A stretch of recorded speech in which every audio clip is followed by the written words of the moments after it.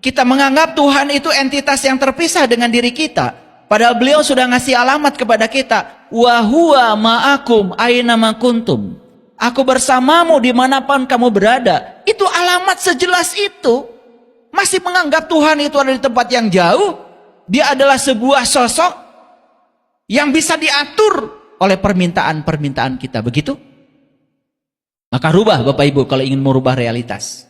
Doa bukan permintaan. Doa adalah pengakuan. Mengakui seutuhnya semua berkah yang diberikan olehnya. Apapun itu. Tanpa terjebak benar salah baik buruk. Itu yang disebut dengan syukur. Makanya syukur itu bahasa Arab. Bahasa Indonesia artinya terbuka. Kufur juga bahasa Arab. Yang arti bahasa Indonesia adalah tertutup. Sepanjang kita masih tertutup. Sulit memaafkan. Masih menjustifikasi orang. Apapun yang terjadi selalu ada penolakan. Tertutup. Jangan bermimpi hidupnya dengan keberlimpahan.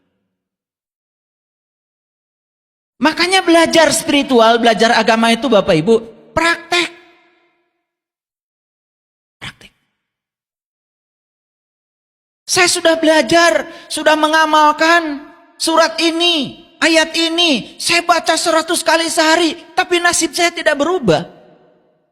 Bagaimana berubah? Yang dipahami oleh semesta bukan kata-kata kita. Yang dipahami semesta itu adalah getaran yang kita pancarkan. Bagaimana mau bergetar hatimu? Yang dibaca olehmu sendiri kamu tidak mengerti. Karena itu bahasa orang lain.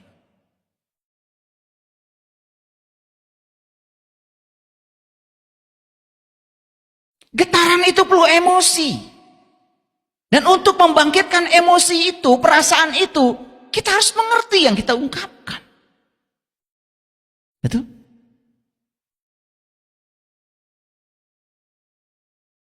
Saya dikasih jimat sama orang tua saya. Jimatnya sederhana sekali. Itu jadi jimat, jadi mantra. Dan setiap saat saya ucapkan. Jimatnya begini, dikasih orang tua saya. Pakai bahasa Indonesia atau bahasa Sunda? Ya bahasa Indonesia aja. Udah diterjemahkan ya ini, ditranslate. Kalau bahasa Inggris nanti tambah gak ngerti. Ini boleh diamalkan ini, saya bagikan jimatnya. Jimatnya begini. Dimanapun saya berada,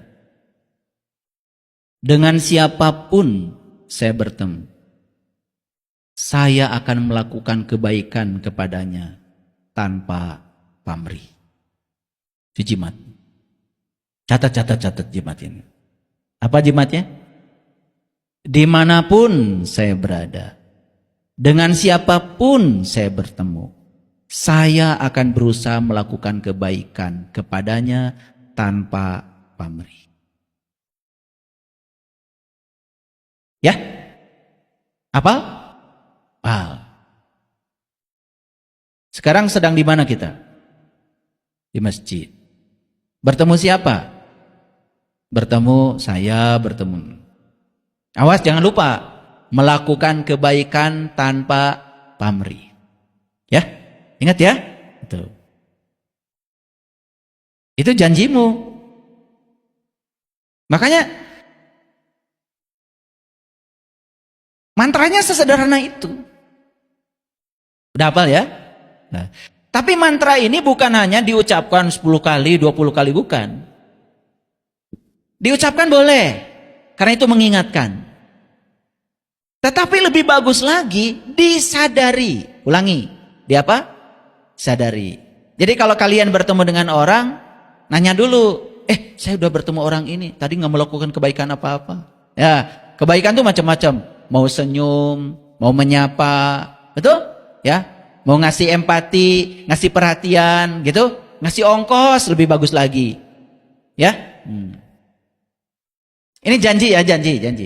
Saksikan ya, saksikan saya. Seminggu aja membaca ini, mantra ini, seminggu aja, ya. Lihat realitas kehidupan Bapak Ibu akan berubah. Lihat aja, percaya deh sama saya, ya. Saya tidak mengajarkan baca surah ini 1000 kali, enggak. Ya, karena saya juga ngerti kalau kalian baca surah ini, surah itu, kan kalian juga nggak ngerti isinya. Tapi mantra yang tadi ngerti nggak isinya? Ulangi. Coba didengarkan dengan penuh kesadaran. Coba, pejamkan matanya. Ya. Dimanapun saya berada, dengan siapapun saya bertemu, saya akan melakukan kebajikan tanpa pamrih. Ulangi lagi ya.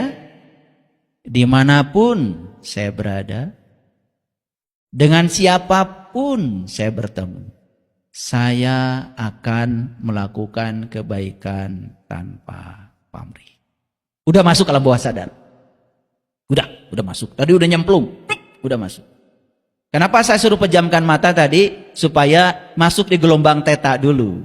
Kalau di gelombang beta susah masuk itu. Ya ini ya. Di sini lengkap pelajarannya. Paham ya sampai situ? Oke. Udah hafal mantranya? Oke. Seminggu dari sekarang silakan. Mantra itu dibaca dengan penuh kesadaran. Tetapi yang paling penting adalah melakukan kebaikannya. Dan lebih penting lagi, lakukan kebaikan itu los tanpa pamrih. Wah, udah. Keren deh. Keren.